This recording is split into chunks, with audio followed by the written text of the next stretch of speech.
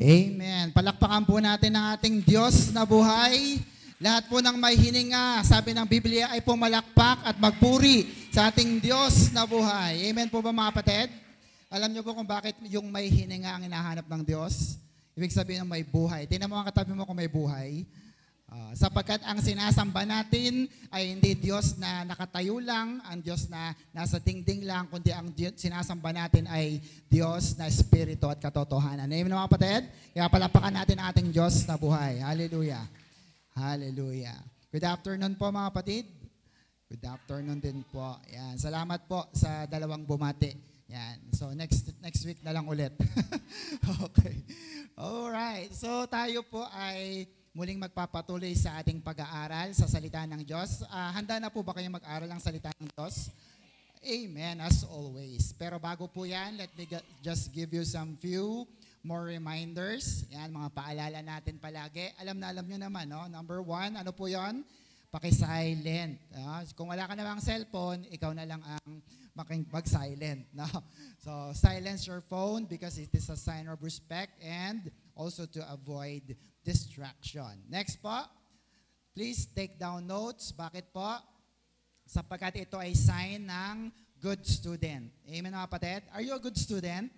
Hindi lang bulakbol, no? Kundi good student. Kaya pag good student ka, nagsusulat. And also, if you don't have pen and notebook, meron naman po tayong phone or camera phone. You can use that para po magamit natin because we believe that a picture is worth 1,000 words. Isang picture mo lang, marami ka nang nakuha. Amen mga kapatid? Kaya mag-invest sa cellphone. Next, don't forget to invest and invite. May dala po ba kayo?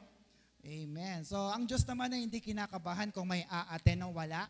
Ang malaga po, si Pastor handa. Kasi kahit isa, dalawa ang aaten, magtuturo pa rin po ako. Kasi sabi nga, 2 o 3 na nagkatipon sa kanyang pangalan, kasama natin ang ating Diyos na buhay. Amen mga kapatid? Palapakan natin ang Diyos. Kaya lang, dapat nag-i-invest din kayo. Invest and invite para sa kaharian ng langit. Amen mga kapatid? Amen. Huwag niyo sayangin ha. Baka kung kailan kayo lulugo-lugo na, uugod-ugod na, tsaka kayo mag-i-invite. Na? Habang malakas ka pa, mag-invite ka na. Can you hear amen? Amen. Next, don't forget to watch our online worship service every Sundays, 8 in the morning, and every Wednesday, tulad po ngayon, alas 6 ng gabi. Hallelujah. So, handa na po ba tayong mag-aral ang salita ng Diyos? Sabay-sabay na po tayong magdeklara ng deklarasyon ng pagpapala in 3, 2, 1, go! In Jesus, I am super blessed. I am Macarius. Say it every day. Amen mga kapatid? Sapagkat pag sinasabi natin ito, may pagpapala sa ating buhay in our spirit, soul, and body. Hallelujah. So, kompleto ang ating pagpapala dahil kay Kristo. Alright, so tayo po ay magsimula na. Ang ating pong lesson every Wednesday sa midweek natin is entitled, everybody, The True Worship, the kind of worship God really wants, no? So last part na po ito, no? Part number 4. So kung naka-attend ka ng 1, 2, 3 at ito na po ang pinaka panghuli. Napakahalaga po nito sapagkat marami ang sumasamba, marami ang pumupunta sa church pero hindi tunay ang kanilang pagsamba. Kaya sinabi ni Lord Jesus sa John 4:23 to 24, samahan niyo po ako. But the hour is coming, and now is, when the true worshipers will worship the Father in spirit and truth. For the Father is seeking, naghahanap siya, such to worship Him. 24, God is spirit, and those who worship Him must worship, ano po yung Greek word ng worship? Proskuneo, in spirit and truth. Hallelujah. So, ikaw ba ay isa sa natagpuan ng Diyos na sumasamba sa spirito at katotohanan? Amen. Spirito sapagkat ikaw ay born again na in your spirit, and truth is based on the Word of God, the Bible. Kaya dapat may Bible ka. Can you hear amen? Amen. So, what is biblical worship then? Or proskuneo? Sabi dati natin, to prostrate oneself or face down in reverence, service, or duty. Kaya hindi po masama talaga na luluhod ka, no? Ikaw ay dadapa if you want to do that, sapagkat ito po ay pagpapakita na all out ka kay Lord. Amen na kapatid? Yung bang kahit na bis ka, basta ako, wala akong pakialam sa damit ko, ang mahalaga, masamba ko ang Diyos. Can you amen? Ikaw ay naglalambing. Sabi mo nga, naglalambing. May mga anak ba kayong malalambing? Diba? Sila yung mga mas masarap bigyan ng pagpapala or reward. Can you amen? Kasi alam mo naman na ginagawa nila yung best nila. Kaya kapag naglalambing ka sa Diyos, brothers and sisters, ikaw po ang higit na makikinabang. Why? When we worship God, tayo ang mas nakikinabang. Bakit? Kasi hindi ka na nahihirapan humingi sa Diyos. Tama ba mga kapatid? Pero yung bigla ka lang, Lord, bigyan mo akong pagpapala. Sabi ni Lord, sino ka? No? O kaya, ano bang nagawa mo para sa akin? So, brothers and sisters, dapat po sambahin natin ang Diyos na merong puso na sumasamba sa Kanya. Can you hear amen? Bakit? Next, God is seeking for spiritual worshipers. Sabi kanina sa verse 23. So, let's continue now with the clear description of true worship. Natapos po tayo sa ikalawa. Ano po yung pangalawa? Worship should be, ano po yan? Scriptural. Sabi nga natin, scriptural.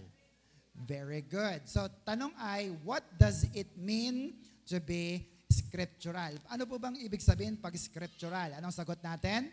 It means biblical. O kaya yung mga bagay patungkol sa Bible or lahat ito ay base sa katotohanan ng scripture or the Bible. So, saan ka lang nakabase? Sa Bible. Amen na kapatid? So, ang payo natin ay, next, stay biblical. Sabi nga natin, stay biblical. Bakit po? Because only the truth will set you free. Ang katotohanan lamang ang magpapalaya sa atin. Can you amen? Kahit anong kumbinsi sa'yo ng tao, kahit gaano kagaling ang pastor na magturo, kung hindi mo matututunan ang katotohanan, baliwala ang iyong pinag-aaralan. Can you amen? Pero pag natutunan mo ang katotohanan sa salita ng Diyos, magpapalaya ito sa atin. Pumalakpak nga pong lahat ng malaya na. Amen mga kapatid? So next, do it God's way or don't do it at all. Bakit? Because it is an exercise of futility. It is pointless. It is useless. Sayang lang. Sabihin sa katabi, sayang lang. Pag yung sarili mong nasunod sa pagsamba, magbibigay ka sa Diyos yung tira-tira, o kaya a-attend ka kapag gusto mo lang, brothers and sisters, don't do it at all. Sayang lang. Can you amen? It is unacceptable. It will be rejected. Kaya sayang talaga. Because there is a danger if you do it your way or my way. Naalala nyo po yung mga anak ni Aaron nung last Wednesday? Anong nangyari sa kanila? Namatay. Doon sa Leviticus 10:1-2. Bakit sila namatay? Kasi gumamit sila ng unauthorized fire o yung apoy na hindi pinapayagan ng Diyos. Ang ibig sabihin po ng unauthorized fire ay yung sariling apoy nila, yung kanilang pasiklab or paandar na hindi naman gusto ng Diyos. Kaya pag gano'n ang ginawa natin, magagalit ang Diyos. Can you hear amen? At hindi lamang po apoy ang pinag-uusapan dito, kundi mga gamit. Sabi nga natin gamit. Saan? Sa loob ng church or sa loob ng templo, kagaya po ng altar. Exodus 30, verse 9-10, sabi rito, do not use this altar for offering any other incense or burnt offering or any kind of grain offering or drink offering. 10, this altar, look at that, this altar belongs completely to the Lord's service. No? Take note nyo po yan mga kapatid ha. Kaya nga po dito sa loob ng church, no, tingin po kayo sa akin, lahat po ng mga gamit natin ay dapat po pinangangalagaan natin. Can you amen? Sapagkat sabi dyan, kung ito'y nakatalaga sa Diyos, that is completely belong to the Lord. Amen mga kapatid? Kaya hindi pwedeng ang church natin sa umaga ay beer house o kaya ay palengke, pero sa gabi naman po ay church. Amen mga kapatid? Kasi lahat ng gamit dito sa loob ng church, ito man ay gitara, drums, tambourines, yung ating sound system, ating mga mic, no? Yung upuan natin, yung ating mga rooms, mga children's room and pastor's room, lahat po ito ay holy. Sabi nga natin holy. Or banal para sa Diyos na buhay. Kaya sabi ng Diyos, huwag mo yung gamitin sa makamundong bagay o makamundong gawain kasi siguradong magagalit ang Diyos. Bakit po magagalit ang Diyos? Kasi kinukuha natin ang sa Kanya. Can you hear, amen? Sabi dito, the altar belongs completely to the Lord's service. Kaya gamitin lamang ito para sa ating Diyos na buhay. Can you hear, amen? Amen. Malinaw po ba yun mga kapatid? Amen. After all, sabi po ni Samuel, Prophet Samuel, 1 Samuel 15:22, but Samuel answered, what pleases the Lord more? Ano nga bang nagpapasaya sa Diyos? Burnt offerings and sacrifices or obedience to His voice? Ang sagot niya ay, it is better to obey than to sacrifice of sheep. So tandaan niyo po yan mga kapatid. God prefer obedience. Sabi nga natin obedience. No? Which is better than sacrifice. Kahit pa napakarami mong binigay sa Diyos, kahit napakalaki pa ng binigay mo sa Diyos, kung wala kang pagsunod sa Diyos, it is tantamount to nothing. Useless. Can you hear, amen? So, obedience ang mahalaga. Pag may pinagawa ang Diyos sa'yo, ginawa mo, ikaw po ay hindi na accountable. Pero pag may pinagawa ang Diyos sa'yo at hindi mo ginawa, doon ka mananagot sa Diyos. Can you hear, amen? Amen po mga kapatid? Bawa, ikaw ay pinapatugtog, ikaw ay pinapakanta ng Diyos at hindi mo ginawa, ikaw ay mananagot sa Diyos. Pero kung ikaw ay hindi naman pinapahayo, no, at hindi ka naman humayo, anong problema? Walang problema kasi hindi yan ang pinapagawa ng Diyos sa atin. Clear, amen? Tanong, may pinapagawa ba ang Diyos sa iyo? Gawin mo po yun mga kapatid because obedience is better than sacrifice. Can I hear amen? Amen. So last time, I gave you the biblical basis of worship. So ano nga po ba yung tamang paraan sa pagsamba or worship ayon sa Biblia? Number 1 is, ano po yan? Solemn worship is acceptable to God. No? So ibig sabihin, pwede pala na ang pagsamba natin ay tahimik. Gusto niyo po ba minsan tahimik ang pagsamba natin? Amen. Pagkat ito ay utos, sabi nga natin utos ng ating Diyos at Hari. Walang iba kundi ang ating Panginoon. So, it's okay. Number 2, dito tayo natapos. Let's continue. Joyful worship is, acceptable to God. Wow! Yung solemn pala or tahimik, tanggap ng Diyos at yung maingay, tanggap din ng Diyos. Amen mga kapatid? Psalms 98 verse 4. Everybody, make a joyful noise unto the Lord, all the earth. Make a loud noise and rejoice and sing praise. Look at that. No? Napakalinaw. Sabi ng Diyos, gumawa kayo ng joyful noise. Masayang kaingayan. Malakas na pag-iingay. Sabi pa ng easy to read version, everyone on earth, shout with joy to the Lord. Start singing, happy songs of praise. Sabi nga, sumigaw, woo, sagalak, yeah. Amen mga kapatid? Umawit tayo ng masasayang awit. E tanong, pag masaya ba ang awit, tahimik? Yeah. Happy birthday. Pag happy birthday, happy eh. Pero yung iba, ginagawang solemn lang eh. Andiyan po ba yung mga kapatid? So, masayang awitan ay maingay, pero dapat po ang masayang awitan na ginagawa natin ay hindi yung mga worldly or secular songs. Can you hear amen? Dapat mga pagpupuri at pasasalamat sa ating Diyos na buhay. Shout amen. Palapakan natin ang Diyos na buhay. Hallelujah. Psalms 98 verse 6. Ano pang sabi? Blow trumpets and horns and shout for joy to the Lord our King. So, pwede ka rin mag-ingay gamit ang mga maiingay na instrumento. Tatanungin ko po kayo, may tahimik bang trumpet? Nakakita na ba yung trumpet? Yung brang, yung mga maingay na. No?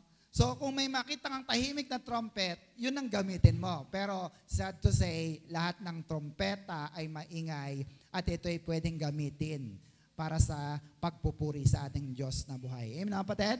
So pwedeng mag-ingay. Sabi sa katabi, pwedeng mag-ingay. Amen. Sabi pa sa Psalms 100 verse 1 to 2, ano po yan sabi? Shout for joy to the Lord. All the earth, worship the Lord with gladness. Come before Him with joyful songs. Sabi sa Good News Bible, come before Him with happy songs. No? Nakita niyo po yon? Kaya pala, dito sa church natin, no, tama ang pattern ng ating pagsamba. Bakit po tama? Sapagkat meron tayong joyful song, tama ba mga kapatid?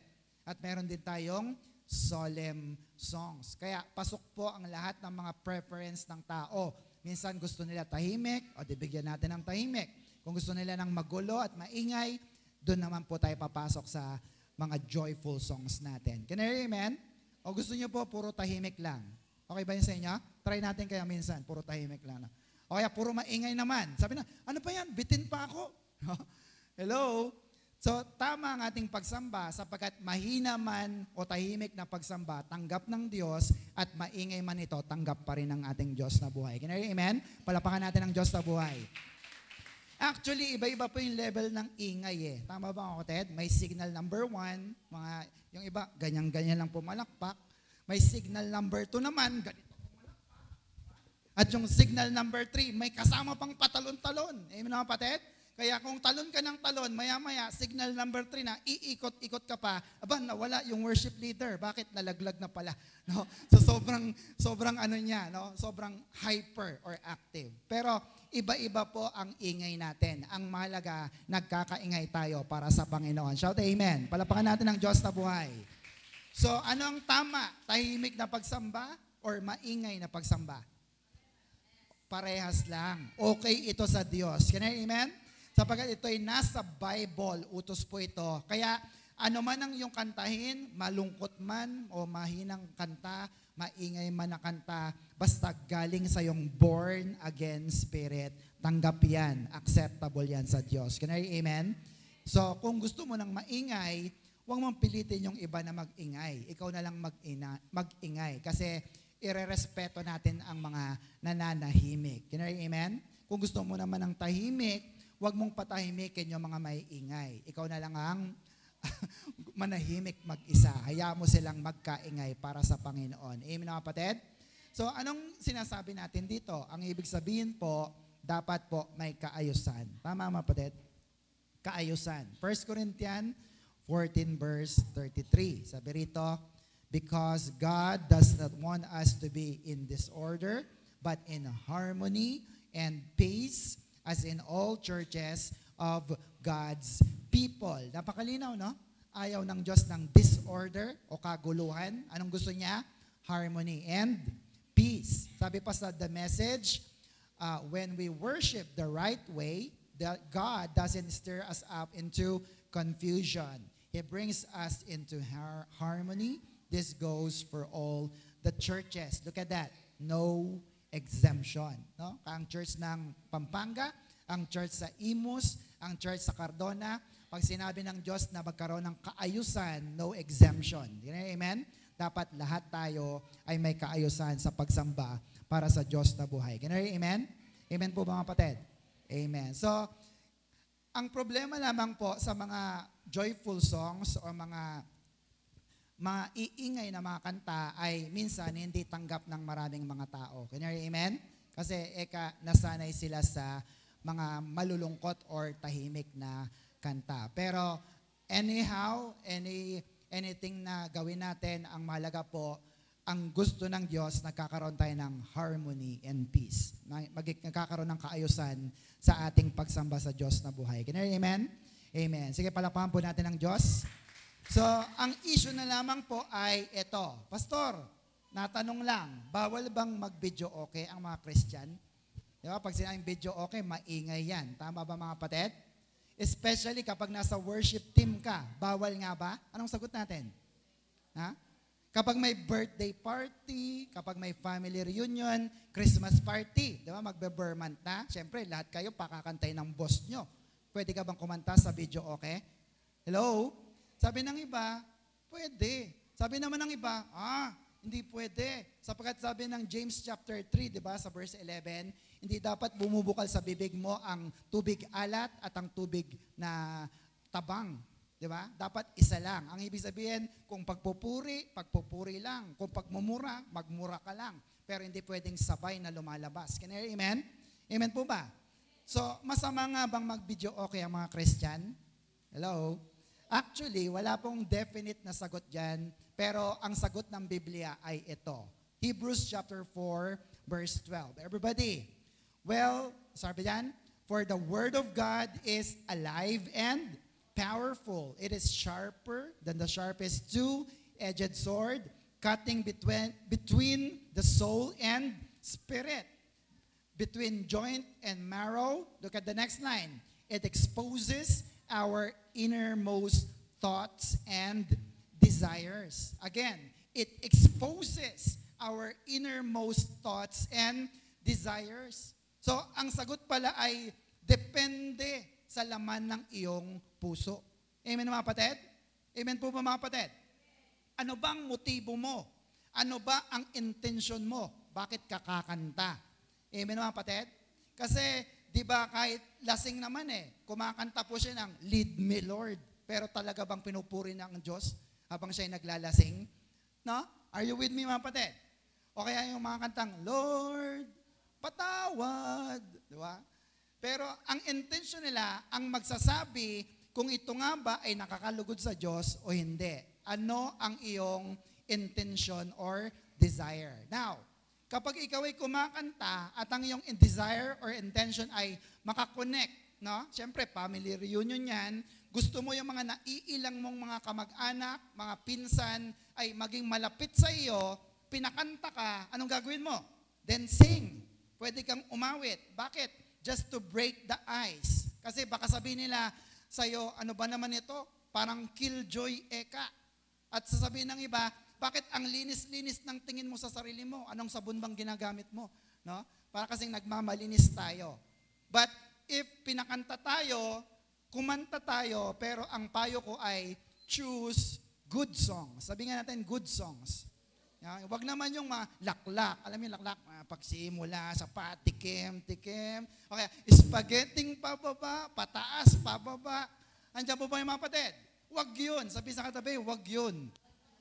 Ang kakantahin mo ay yung mga feel-good songs para hindi ka layuan ng mga kamag-anak mo. Can you hear amen? Kasi baka ang iba naiilang Baka pag nilapitan mo pa lang, lumalayo sa'yo kasi baka sharean mo ng Bible nang wala namang kaabog-abog o wala ka sa lugar. Are you with me, kapatid? Pero I believe, kung kakanta ka ng mga good songs with good message, alam ko hindi magagalit ang Diyos kung ang intensyon, kung ang motibo ng iyong puso ay mawin sila para sa Panginoon. Hindi layuan ka. Can you hear amen? Sige, palapakan natin ang Diyos na buhay. So, depende sa motibo ng iyong puso. Ganito pong ginawa ni Pablo. Tingnan nyo po si Apostol Pablo mismo. 1 Corinthians, wait lang po.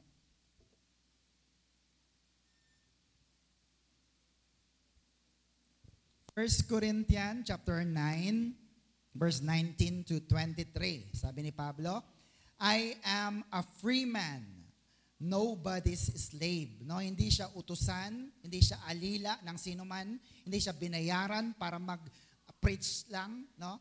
Hindi po siya tumatanggap ng kahit ano para maglingkod sa Diyos. Ginagawa niya ito ng kusa. Sabi niya, I am a free man, nobody's slave. But I make myself everybody's slave in order to, to win as many people as possible. Bakit siya nagpapakaalipin? Ang kanyang purpose, ang kanyang intention ay to win as many people as possible. Gusto niyang madala lahat kay Kristo. 20, while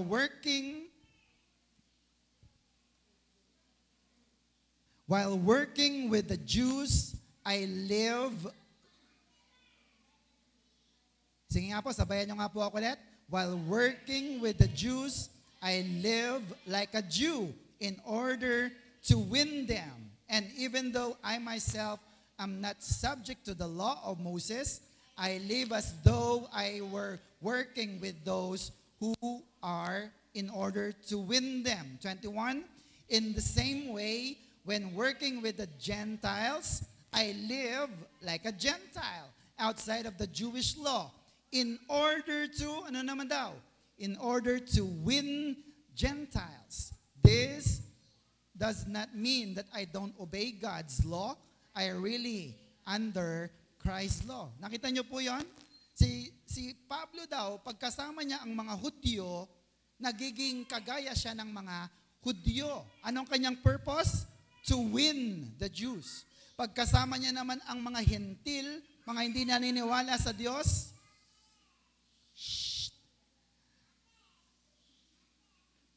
pagkasama naman niya ang mga Hentil na hindi naniniwala sa Diyos, nagpapakahintil siya. Bakit? Anong kanyang purpose? In order to win the Gentiles. Sinabi ba niya na, hindi ko sinusunod ang Panginoon? No, sinusunod ko ang Diyos. Actually, sabi niya, I am really under Christ's law. Do you get that, mga kapatid? So, verse 22 and 23, among the weak, sa mga mahihina in faith, I become weak like one of them in order to win them. Yung mga mahihina sa pananampalataya, na nagbibideo okay pa, nanonood pa ng sine, mahilig pang mamasyal-masyal, pag-araw ng linggo, ang sabi ni Pablo, I become weak like one of them in order to win them. Bakit? So I become all things to all people that I may save. Look at that. I may save some of them by whatever means are possible. Nakita niyo yun? Nakisama si Pablo, nakibagay si Pablo, at bakit niya ito ginagawa? Para ba magpa-impress sa tao? Bakit ba siya kumanta? Bakit ba siya naglingkod? Verse 23, everybody. All this I do for the gospel's sake in order to share in its blessing. Ayun. Yung palang dahilan. Bakit niya ginagawa ito? Para pala sa gospel. Ano po yung gospel? The good news. Mabuting balita ng kaligtasan kay Kristo. Gusto ni Pablo na maligtas din ang lahat ng tao na kanyang nakakadaupang palad. Sa kahit anong pamamaraan. Are you with me, mga kapatid? Amen? Kaya kung inaya ka, kanta ka naman, ate, kanta ka naman, pinsan. Sabi mo, ayoko, sa demonyo yan. So, hindi ka nalalapitan yan. Pero kung pinakanta ka, dahil ang motibo ng puso mo, pag kumanta ako, magiging close kami, madadala ko rin siya sa church. Can I hear amen? Kaya pag ginawa mo yon, brothers and sisters, ito ay nakakalugod sa Panginoon sapagkat it is for the sake of the gospel of Jesus Christ. Shout amen. Palapakan natin ang Diyos na buhay. Nung ako'y bago pa lang na Christian, siguro mga high school, lagi ko naririnig sa mga matandang pastor or dating pastor, makisama ka pero wag kang makisama. Tama ba, mga kapatid? So, okay naman yun. Sige, makisama ka, pero wag ka lang makisama. Pag nakikita mo na ikaw na ang nadadala nila, ikaw nang nadodominahan nila, it's time to withdraw from the crowd and find your stance. Yung standing. Ano bang yung standing? Magpuri ka and worship the Lord in spirit and in truth. Can you hear amen? And after all, sabi ng Bible sa 1 Peter 2:12, mag-ingat tayo sa pakikitungo natin sa mga hindi mananampalataya or unbeliever. Can you hear amen? Kasi pag hindi tayo naging maingat, masasabi nga nila na wala naman pala tayong pinagkaiba eh. Parehas ka, Christian, ako hindi, pero parehas lang tayo. So bakit pa ako sasama sa iyo sa church? Can you hear amen? So pag nakita nilang pagkakaiba, doon pa lamang tayo pwedeng pumasok and share the gospel of our Lord Jesus Christ. Can you hear amen? Amen. Next, another issue sa mga joyful song, no? Yung iba po, ayaw nila ng joyful song kasi, ito po, hindi raw sila makasabay. Totoo ba yun, mga kapatid? Lalo na po yung ating mga minamahal na mga senior citizen. No? Pag nagpakanta rito ng one way, Jesus, nakakatalon pa ba kayo? Hello, nandiyan po ba yung mga kapatid? Kaya sabi ng iba, wag na yung mga magugulo, yung mga maiingay na pag-awit. Kasi hindi raw nakakasabay ang ating mga minamahal na senior citizen. Amen mga kapatid? Yung iba po nabibilisan. No? Meron mga kanta na mabibilis. Yung iba naman po ay hindi na makatalon, hindi na makasigaw, at naiingayan. Totoo po ba ito mga nanay? Hello? Umamin po kayo. Kaya mag-a-adjust po kami nila Ate Joy. Puro mababagal na lang. Para sa inyo. Ayun mga kapatid, sorry po. Kasi ang mga nagpapakanta rito ay mga bata pa, mga cute. No? Kaya po, kung gusto nyo po na mababagal din ang ipakanta natin, bumuo kayo ng, ano yun? Senior Citizen Band. Pwede naman eh. Diba? Si Nanay Bebe Meneses, di ba? Pag siyang nagpakanta rito, then sings my song. Kami namang mga youth ang mag-a-adjust sa inyo. Pero dahil mga cute ang nagpapakanta, mag-adjust din po tayo para sa kaayusan ng gawain ng Diyos. Can I amen? Palapakan natin ang Diyos na buhay. And after all, hindi ikaw ang kinakantahan. Sino kinakantahan natin? Ang ating Diyos na buhay. Pumalakpak nga po ang lahat ng naniniwala sa ating Diyos na buhay. Yung iba naman, ayaw nila ng joyful song na mga bago. Gusto nila mga luma lang. Bakit po? Kasi ang gusto nila luma para kabisado nila. Ano bang sabi ng Bible sa mga bagong kanta? Look at this. Psalms 96 verse 1. Sing to the Lord, ano daw? A new song. Sa Psalms 98, sing to the Lord a new song. Sa Psalms 144:9, I will sing a new song. Sa Psalms 149 verse 1, praise the Lord. Sing to the Lord a new song. His praise in the assembly of the saints. You see, meron daw pong utos na umawit tayo ng, ano daw? Bagong mga kanta. So, ibig sabihin po nito, si Lord pala, ang Diyos natin, kahit na matandang Diyos na yan, hindi siya old-fashioned. Hindi siya outdated. Kaya pag kumanta ng One Way, Jesus, alam ni Lord yan. Amen mga kapatid? Kasi ang Diyos natin, ang gusto niya, awitan natin siya ng bagong mga awit. Kaya dapat ikaw din. Sabi sa katabi, dapat ikaw din. Palapakan natin ang Diyos na buhay. Amen mga kapatid? Kaya pag sinabing, one way, Jesus, adi sumabay ka lang hanggang doon sa unang linya. Tapos pagkatapos ay huwag ka nang sumabay sa iba pa. Ang mahalaga ay nagkakaisa tayo sa pagsamba sa Panginoon. Can you hear amen? Well, hindi po may tatanggi na mas maganda po talaga yung mga kanta noon, yung mga 90s song. Tama ba? Sino po sa inyo ang mga laking Don Moen? Mga Ron Quinoli. You know, kami po yun eh. Musikat ha. You know? Hindi may tatanggi. Napakaganda ng mga 90s songs. Pero kung bibigyan daan natin ang mga bagong kanta, mas matutuwa rin si Lord sapagkat gusto ng Diyos ng mga bagong awit para sa Kanya. Amen? Alam niyo po yung kanta na, ito yung linya, sabi niya, oh, how many times have I broken your heart? Still you forgive, if only I, yes. Amen mga kapatid? Diba lagi mong dinudurog ang puso ng Diyos, pero pag humingi ka ng tawad, pinapatawad ka niya. Amen mga kapatid? Ano pa? Sabi niya, I'll never know how much it costs to save my sin. Saan daw? Upon that cross. Amen po mga kapatid?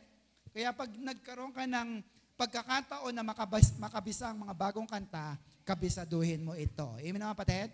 Yung pang isang sikat na kanta, ito po yun. Saya, pagkat sa tuwing sa'yo'y sumasamba, dun lang ang buhay ko'y, ano raw?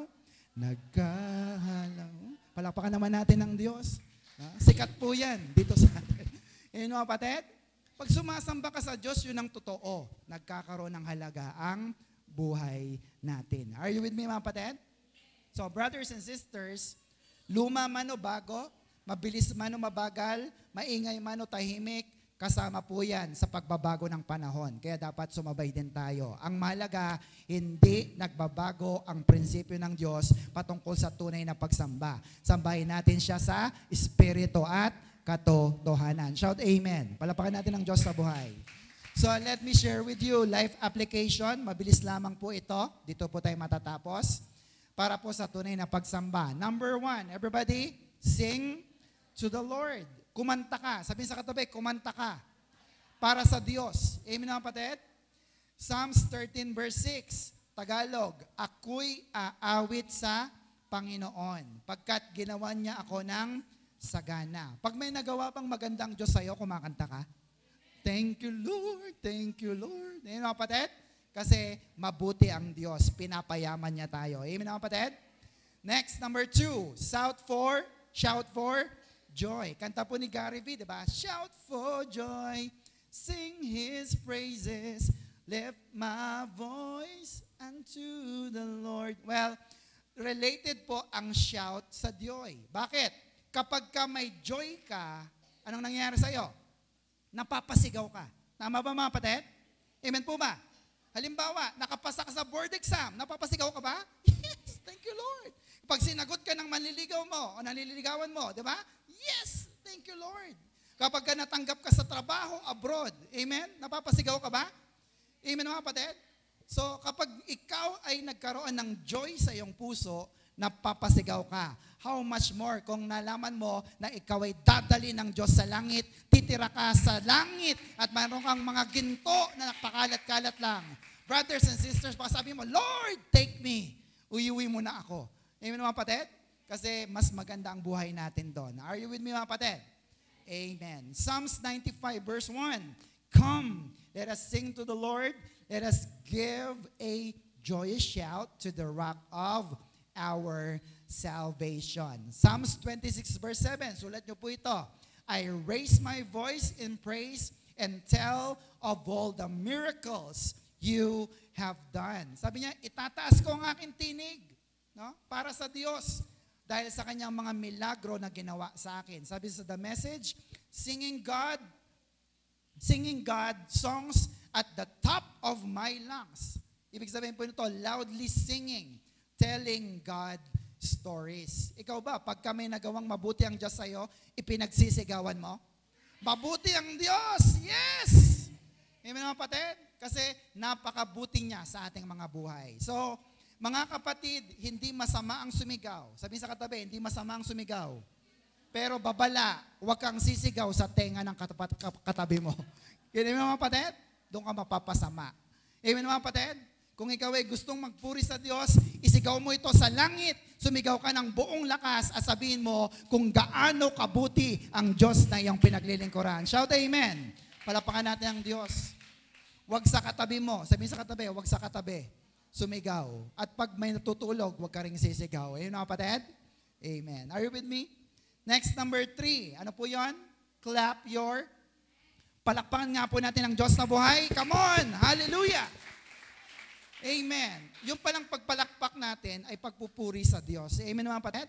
Look at this. Psalms 47:1. Ano sabi? Clap your hands for joy. All peoples, praise God with loud songs. Now, hindi mo naman kailangan pilitin ng tao na pumalakpak. Pero pag inisip ng tao na mapalad siya kasi may kamay siya para pumalakpak, papalakpak ka ba? Yung mga walang kamay nga gustong pumalakpak eh. Pero ikaw na may kamay, bakit hindi mo ipalakpak ang Diyos? Ipalakpak sa Diyos. Amen mga kapatid? Pag may mga sikat, may mga artista, di ba, pumapalakpak ka, hindi ka naman nila kilala. Brothers and sisters, pag pinalakpakan mo ang Diyos na iyong Ama at iyong Hari, pag pinalakpakan mo siya at natuwa siya sa iyo, pagpapala ang pwede niyang ibigay sa iyo sapagkat kilala ka ng Diyos sa pangalan. Can you hear amen? Sige, palapakan natin ang Diyos na buhay. Lord, naririnig mo bang palakpak namin? Are you with me mga kapatid? Don't miss your chance. Kapag yung kamay na yan ay naputol na, tumigas na, at hindi na makapagbikit, hindi ka na makakapalakpak. Pero hanggang kaya mo pa, brothers and sisters, pumalakpak tayo sa ating Diyos na buhay. Palapakan natin ulit ang Diyos na buhay. Are you with me mga kapatid? Next, number 4. Ano po yon? Lift up your hands. Itaas mo ang iyong kamay. Kayo ba pag praise and worship, nakasanayan nyo ng itaas ang kamay? Ilang minuto? Ako, basta 1 minute lang, Lord. 1 minute. Andiyan po ba kayo mga kapatid? Oh, minsan kasi nangangawit na eh. Pero yung mentality mo na, Lord, hanggat hindi natatapos, tataas ko ang kamay ko, there's something happening sa iyong pagpupuri sa Panginoon. Amen, kapatid? Psalms 134 verse 2, lift your hands in holiness and bless the Lord. Sabi sa New Century, raise your hands. Sabi sa The Message, lift your praising hands. No? Hindi ka lang naman nagtataas kasi nandiyan si crush. Uy, nakita niya ako, nagtataas. O kaya naman, nandiyan si brother, si sister. Sabi, banal naman ito, nakataas. Hello? Lift your praising hands kasi ang kamay na yan ay nagpupuri para sa ating Diyos na buhay. Shout amen. Palapakan natin ng Diyos. Are you with me, mga kapatid? May malaking nangyayari kapag ang isang tao ay nagtataas ng kamay. Amen, mga kapatid? Ito po yung nangyayari dyan. What is that? Surrender. Sabi nga natin, surrender. It is a sign of surrender. Lord, suko na ako, wala na akong magagawa, ikaw nang bahala. Can I hear amen? Or, pangalawa yan, no? Dependence. Sabi nga natin, dependence. Nakita niyo po yung mga maliliit na bata, pag umaano sila sa mga katasang kamay nila, ibig sabihin, naglalambing ka, nagpapakarga ka sa Diyos. Can I hear amen? Amen, mga kapatid? Kaya huwag kang mahiya. Sabi sa katabi, huwag kang mahiya na magtaas ng kamay kasi inaabot mo si Lord na iyong Ama sa langit. Are you with me, mga kapatid? Ikaw ba sanay magpakarga sa iyong Ama sa langit? Amen, mga kapatid? Alam niyo po yung kwento ng footprints in the sand. Sino nakabasa na nito? Honestly. Amen, mga kapatid? Well, to cut the story short, ang tawag ko dyan ay magpakarga. No? Magpakarga. Bakit po? Pag binasa mo po ito, napakaganda. Sabi ng tula, doon sa huling yugto ng buhay ng taong ito, kung saan puro siya problema, puro siya matitindi, mabibigat na problema, iisang footprint na lang ang nakikita niya doon sa beach. Kaya sabi niya, Lord, iniwan mo naman ako. Sabi mo, pag naglingkod ako sa iyo, sasamahan mo ako. Hindi mo ako iiwan. Pero bakit ganun? Kung kailan matindi, mabigat ang problema ko, mag-isa na lang na nakikita kong footprints doon sa buhangin. Pero ganito ang sagot ng Diyos. Tagalog po ito. Tinranslate ko na. Sabi ng Diyos, anak, mahal kong anak, mahal na mahal kita, at kailanman hindi kita iniwan. Sa panahon ng matindi at mabigat mong problema at pakiramdam mo, iniwan ka, hindi totoo yun. Sabi sa katabi, hindi totoo yun. Amen, mga kapatid? Bakit po? Kasi anak, sa panahon na may matindi at mabigat kang problema, iisa na lang ang nakikita mong apak ng paa doon sa buhangin. Ito yung panahon na kinakarga kita. Can you hear amen? Sige, palapakan natin ang Diyos. Woo! So, taas mo lang ang kamay mo sapagkat kakargahin ka ng Diyos sa oras ng problema. Can you hear amen? Number 2 pa pala. Number 5. 7 pa pala to. Dance with freedom. Kayo ba'y sumasayaw? Sa church na to, wala akong nakikitang sumasayaw. Nung panahon namin ng 90s, mga gumaganong pa mga tao. Parang mga nagchat-chatcha eh. Talagang sila, yung mga youth, nag-iikutan, hindi naman nag-stampede, no? Pero, kung sumasayaw ka sa Diyos, ito pala yung pagpupuri sa Diyos. Bakit? Psalms 149 verse 3. Praise His name with dancing. Play drums or tambourine and harps or string instrument in praise of Him. So, pwede pala na sumasayaw, pwede palang gumamit ng drums, at pwedeng gumamit ng tambourine. Now, pag sumasayaw ka, dapat humanap ka ng rason para sumayaw. Sapagkat pag sumayaw ka na walang rason, ang tawag sa'yo, ang tingin sa'yo ng tao, sumasayaw ka walang rason, ang tawag sa'yo, nababaliw. Amen, mga kapatid? Amen po, mga kapatid? Now, bakit ka sasayaw?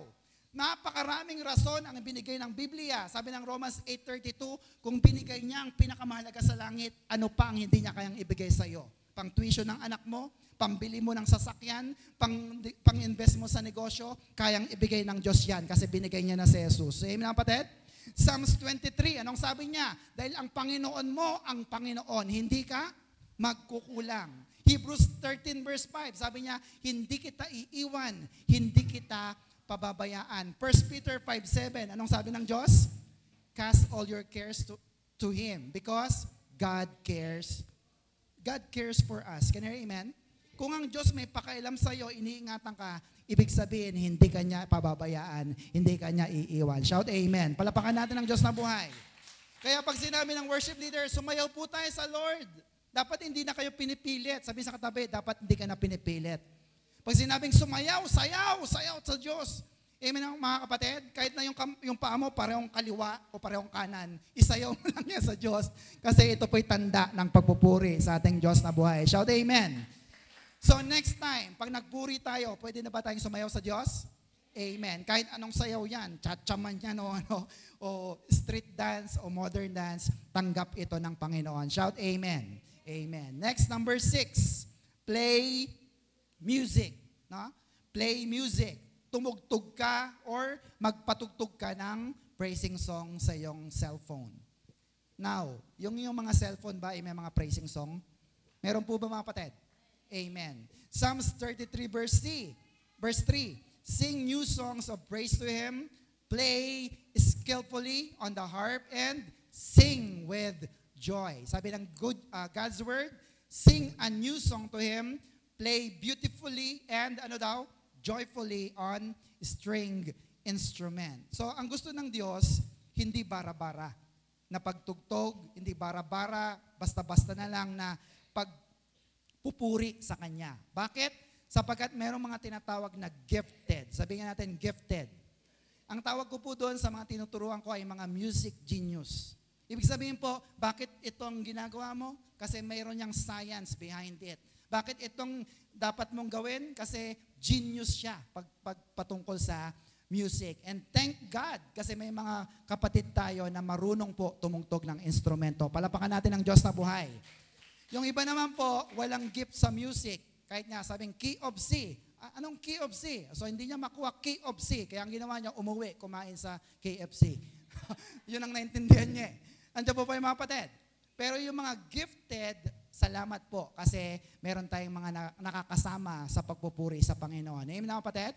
But look at me, tingin po kayo sa akin. More than that, hindi po masyadong mahalaga yung magaling ka sa instrumento, hindi masyadong mahalaga yung magaling kang kumanta. Ang pinakamahalaga sa lahat ay yung gift of salvation. Ang mahalaga, anak ka ng Diyos. At kapag anak ka ng Diyos, kahit sintonado pa ang boses mo, nakita mo yung mga anak mo, kahit buloy-buloy, Jesus love me, yes, I know, natutuwa ka. Kasi anak mo ang kumakanta para sa iyo. Brothers and sisters, pag anak ka ng Diyos, natutuwa pa rin ang Diyos sa iyo. Thank you for the gift of salvation. Shout amen. Palapakan natin ang Diyos na buhay.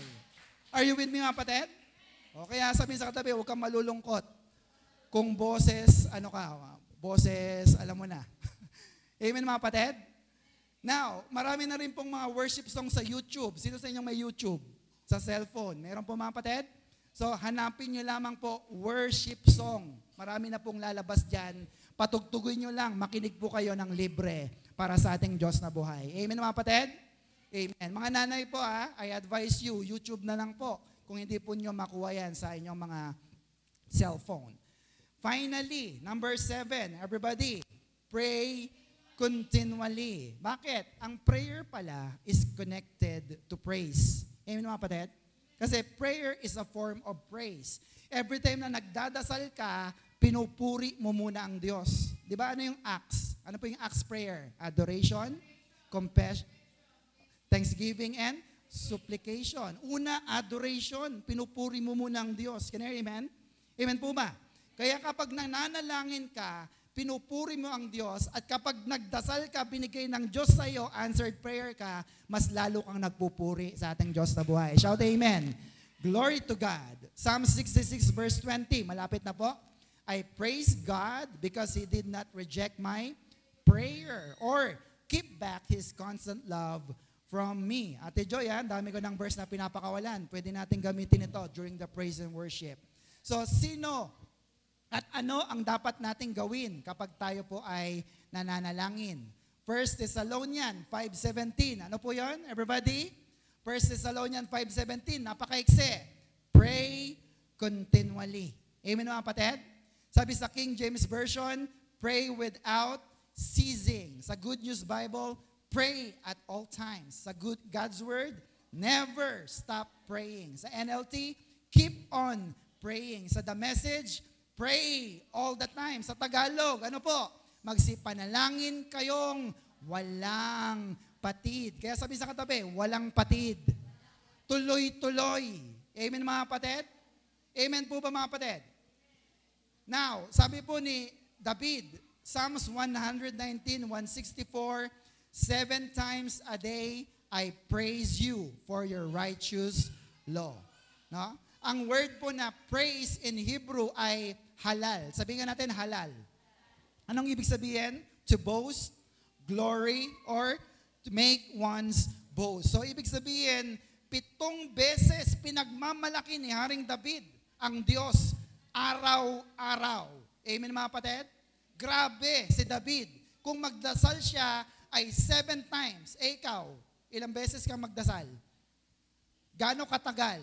Baka 7 minutes lang. Ano? Andiyan po ba yung mga kapatid? Estong si David ay hari na. Pero kung magdasal siya ay 7 beses sa isang araw. Kaya pala, malakas ang loob niya na sinabi sa Psalms 23, ang Panginoon ang aking pastol, hindi ako nagkukulang. Bakit hindi nagkukulang si Haring David? Hindi dahil hari siya, sapagkat kahit hari ay pwedeng mawalan ng pera. Can you hear, amen? Ng kayamanan. Bakit siya nagkukulang? Sapagkat sabi niya, dahil ang Panginoon ang aking pastol. Ibig sabihin, ang Diyos ang nangangalaga sa kanya, kaya kahit kailanman, brothers and sisters, hindi tayo magkukulang. Shout amen. Palapakan natin ang Diyos na buhay. Amen po ba mga kapatid? Amen. Pero pag nagpipray po tayo, wag lang tayong hingi ng blessing. Sino sa inyo ang pag nagpipray, Lord bless me, Lord bless me. Sabihin sa katabi, wag ganun. Humingi ka rin ng wisdom. Sabihin mo nga wisdom. Bakit po? Kasi kahit anong yaman mo, kahit napakarami ng ipon mo, kung wala kang wisdom, mawawala yan lahat sa wala. Can you hear amen? Amen po ba? James 1 verse 5 to 8, 2 verse na lang. But if any of you lack wisdom, anong gagawin? You should pray. Kanino? To God, who will give it to you, because God gives generously and graciously to all. 6, but when you pray, look at that, you must believe and not doubt at all. Whoever doubt is like a wave in the sea that is driven and blown about by the wind. No? Ang gandang paalala sa atin. Ang sabi, when you pray, never, ever doubt God. Can you hear amen? Pag nagdasal ka na, Lord, alam ko, mangyayari ito, wag mo nang pagdudahan at ibibigay ito ng Panginoon sa atin. Shout, amen. Amen. So, dapat may wisdom. Amen, mga kapatid? Last verse, everybody. Psalms 150, verse 6. Let everything that has breath, ano daw? Praise the Lord. Praise the Lord. Amen, mga kapatid? So, nakita po ninyo, inuulit-ulit 2 beses. So, it's very important. Lahat daw ng may hininga. Sino sa inyo may hininga? Tingnan mo ang katabi mo. May hininga pa ba? Ibig sabihin, buhay pa siya. Kaya sabi, purihin natin ang Diyos. Palakpakan natin ang ating Diyos na buhay. Shout amen. Sige, brothers and sisters, handa na ba kayong purihin natin ang Diyos? Sa tahimik muna. Sabihin natin, glory to God. Isa pa, tahimik lang, glory to God. Sa malakas naman na may kasamang palakpak, sabihin natin, praise the Lord! Praise the Lord! Praise the Lord, Jesus! Can I hear amen? O balanse. May tahimik, may maingay tayo. Can I hear amen? May natutunan po ba kayo mga kapatid? So let's have a quick recap with our lesson for today. The clear description of true worship. 2 po yan. Huwag kakalimutan. Number 1, worship should be spiritual. Number 2, worship should be scriptural, nasa Bible. And next, what is the biblical basis of worship? Number 1, solemn worship is acceptable. And number 2, joyful worship is also acceptable. Kaya anong tama? Tahimik o maingay? Parehas. Sabihin sa katabi, parehas. And finally, life application, 7 po yan. Number 1, sing to the Lord. Number 2, shout for joy. Number 3, clap your hands. Palapakan mo ang Diyos. Number 4, lift your hands. Number 5, dance with freedom. And number 6, play music. And number 7, pray continually. Amen mga kapatid? Ang dami mong pwedeng gawin para sa Diyos. Ano ang challenge natin? Everybody, worship God in spirit and in truth. Sapagkat naniniwala tayo, pag sinamba natin ang Diyos sa spirito at katotohanan, mapapaluguran natin ang Diyos na buhay at pagpapalain niya tayo. Shout amen. Palapakan natin ang Diyos na buhay. May natutunan po ba kayo mga kapatid? So ito pong ibibigay ko sa inyo. Next, pakipindot pa. Congratulations, you did it. You have successfully completed this course. Naka-earn ka ng isang medal. Palapakan mo ang iyong sarili sa ating Diyos na buhay. Amen mga kapatid? Amen. Sige po, tayo tayong lahat at tayo po yung manalangin sa Panginoon. Hallelujah. Father God, we thank you so much for this wonderful lesson that you have given us. This 4-part of lesson about the true worship has really gave us a new insight about worship. Na dati sumasamba lang kami sa mga paraan na gusto namin, pero ngayon, Lord, sasamba kami sa spirito at katotohanan. Lagi kami magbabasa ng Biblia para mas lumalim pa kami sa iyong mga salita. Sapagkat sabi nga po ni Pastor Gani, ang lalim ng iyong pagsamba ay nakadepende sa lalim mo sa salita ng Diyos. Panginoon, salamat po sapagkat napakaraming verses ang pinakawalan mo ngayong gabi. At lahat ito nawa ay tumimo sa aming mga puso. Tumubo sa aming sa matatabang bahagi ng aming puso upang ito pa'y magamit namin at maging pakinabang para sa amin. Upang sa susunod na kami magtaas ng kamay, sa susunod na kami ay pumalakpak, sa susunod na kami sumayaw para sa iyo, hindi na kami mahihiya sapagkat ito ang iyong pinag-uutos sa iyong mga anak. Lord, thank you for the dependence that you have given us. Na kung wala ka sa amin, Panginoon, wala kaming magagawa, O Diyos. Kaya naman, turuan mo ang aming mga puso na araw-araw magdasal, na araw-araw magpuri sa iyo, na araw-araw sumamba sa iyo, na araw-araw ay pumunta sa iyong mga gawain upang lalo kami na matuto ng iyong mga salita. Salamat, Panginoon, for our born-again spirit.